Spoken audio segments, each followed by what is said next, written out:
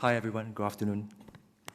So this is a paper that I co-wrote with colleagues about sometime in November 2021. And I just realized yesterday when I checked online for this paper that it was actually accepted by the journal which I submitted it to, which is Vaccine.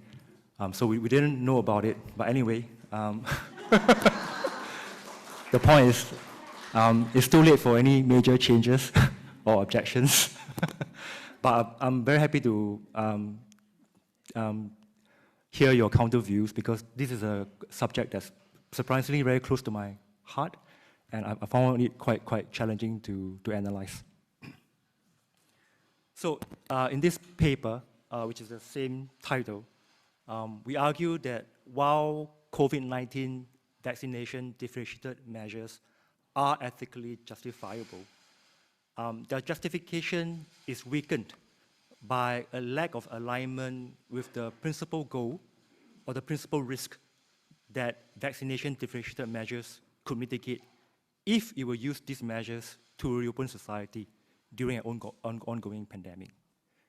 The other issue is that the justification is weakened if you bundle up this sort of risk mitigation approach with many other reasons, such as protecting unvaccinated people for their own good, which is a paternalistic reason.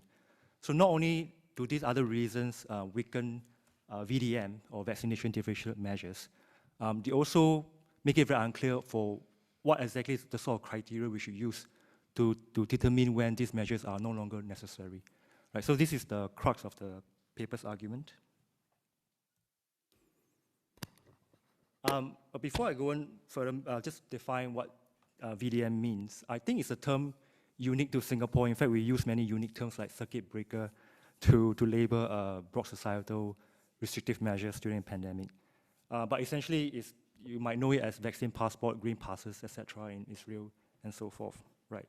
So essentially, it's a risk-based approach to ease restrictive measures only for vaccinated individuals by virtue of their vaccination status. Okay, so the broad aim is to really restore socio-economic activities while mitigating public health risk. Okay, and it's broadly justified because of the differential risk between vaccinated and unvaccinated people. Right. So I'm not sure whether you can see this, but it also shows, I think, the timeline in Singapore in which VDM were employed to reopen society. So from October 11, 2021, VDM were deployed in hawker centers and coffee shops. So these are high-risk settings where people eat, and also in shopping malls and large stand-alone stores.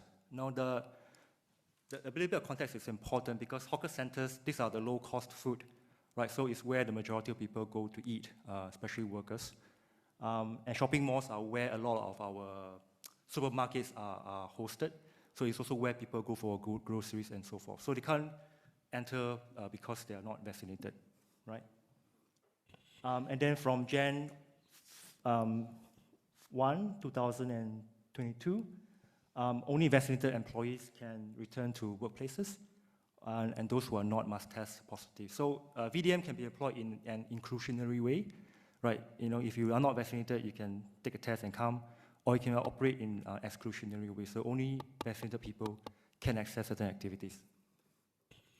And then from February 1st, it was really expanded to many other places.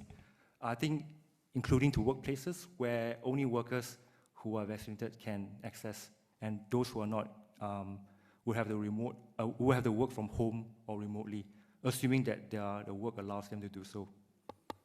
And then finally, on the 26th April, many of these measures were removed, except for a couple, such as dining in F&B establishments. Right. Now, as the paper argues, VDM should be clearly and very strongly justified because of the multiple negative effects they may have on individuals as well as family life. So imagine you have 4 people in a household and one of them is not vaccinated. You can't go for eat-outs and things like that, right? It's also socially divisive. So other than Singapore, it was implemented in many other settings like Canada, Australia, and New Zealand, if I'm not wrong. And there were protests as well as legal action, including in Singapore. So only last week, the challenge to knock down vaccination-differentiated measures was knocked down by the High Court. And it found that these measures were actually lawful and not irrational at all, based on scientific evidence. It also demands quite a lot of resources, which is why we need to justify them. Okay, a lot of resources go into the verification of your status. There's also a lot of burden on services because it's usually not governmental officers who are doing the verification, but service providers themselves, and sometimes there's violence as well as abuse of the staff. So you can employ many sort of ethical values as well as principles to justify VDM, right? It's for public good in a broad sense, not just public health, but also socio-economic life. It's also the least restrictive measure, at least for vaccinated persons. So the principle is that you should always choose the least restrictive principle. And insofar as vaccinated persons do not pose such a high risk, this option should be deployed for them. They're also proportionate. So the infringements are proportionate to the benefits, broadly speaking. And so far as, the unvaccinated people are not prevented from accessing essential services. So for example, in hawker centers, which I mentioned is the low-cost food, people can still go there and buy food, but they can't dine there, right? You can just buy them home. It's also fair because of the differential risk, as I mentioned. And then, if you really feel that these infringements are harsh, the unvaccinated could always just go and vaccinate. Although it should be pointed out that some people can't vaccinate, such as minors who are eligible because of other issues like lack of parental consent. Right? And lastly, it's also fair in terms of the fact that medically ineligible vaccinated persons are usually exempted from these measures. So this is a problem that we identified. So there's we feel a lot of lack of clarity on the specific risks that VDMs are actually preventing when being employed. So this is just a statement from Gostin et al., published in JAMA 2021. So vaccine passports create safer environments to workshop, recreate, etc., as they represent a least restrictive alternative, and unvaccinated individuals have no right to impose risk on others, thus impeding a return to normal activities. So the question is, what sort of risk do they actually impose on others, given the scientific evidence and knowledge that we have now, right? So I think there's a very strong evidence now that vaccination, they do work very well in terms of protecting people from suffering from severe disease, preventing them from being hospitalized and death and so forth. But it's not a very good mechanism in terms of preventing or interrupting transmission because of variants like Omicron and so forth. So if you really think about it, actually vaccinated people are also just as infectious. So the PCR cycle threshold values are not consistently higher. So the cycle values are, they're used to detect the virus. Insofar as the more cycles, this means that it takes a longer time to detect, then this means that you're less infectious, right? So they're not higher than unvaccinated persons, and in fact, sometimes they do show similar infective virus levels as unvaccinated persons. So essentially, at times, vaccinated persons are just as infectious as unvaccinated persons.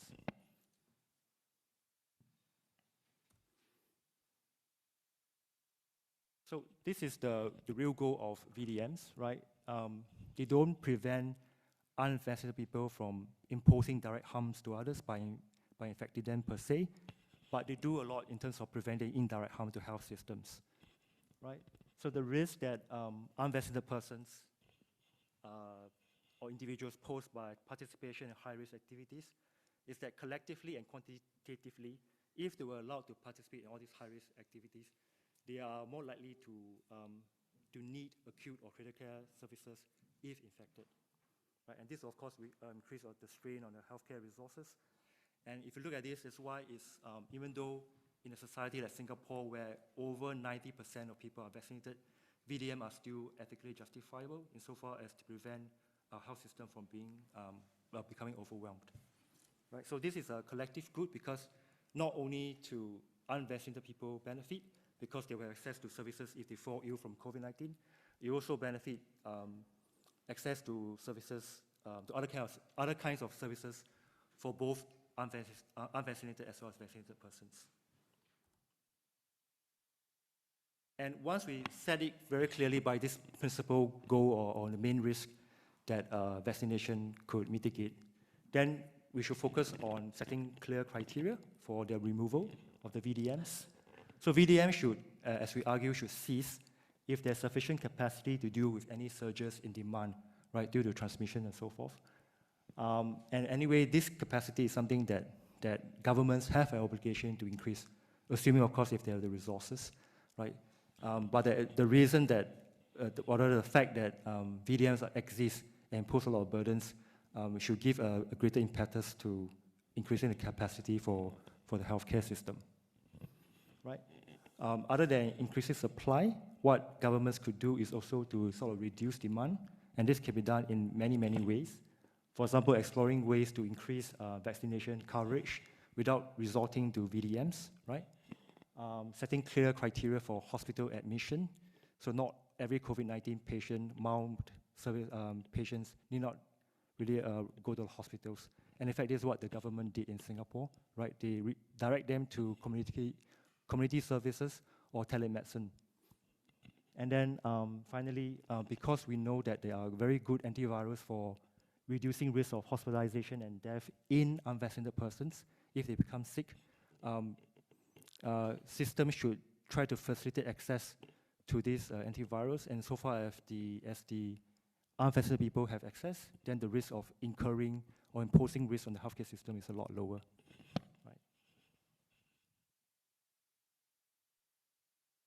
Now, the second problem is that other than the lack of clarity on which is the main risk, VDM are sometimes justified by other reasons like paternalism. Right, so one of these was actually used in the Singapore context. VDMs are justified according to the policymakers because they protect unvaccinated individuals.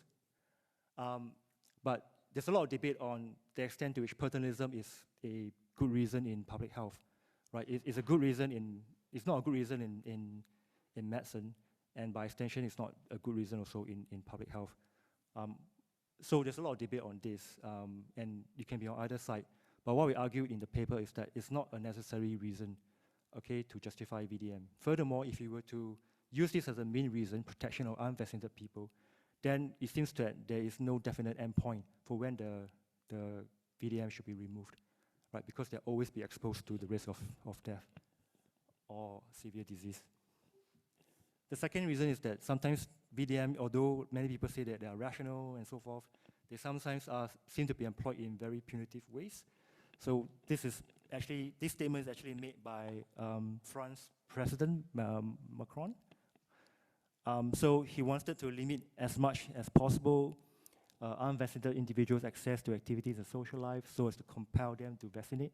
And this is sometime in January 2022, okay, at a time when more than 90% of the population, of the eligible population has been vaccinated in France.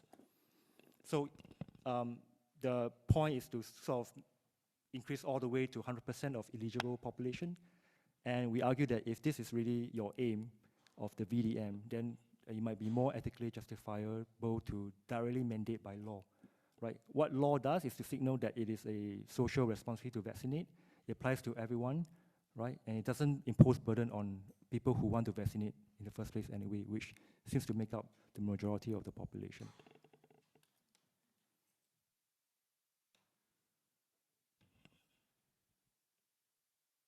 Oops, sorry.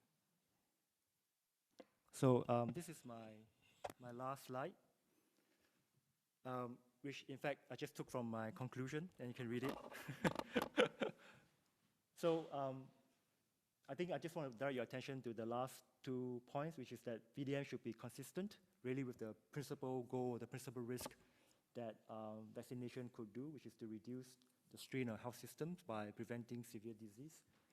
And it should be taken off when this particular risk to the health system is sufficiently mitigated. Thank you.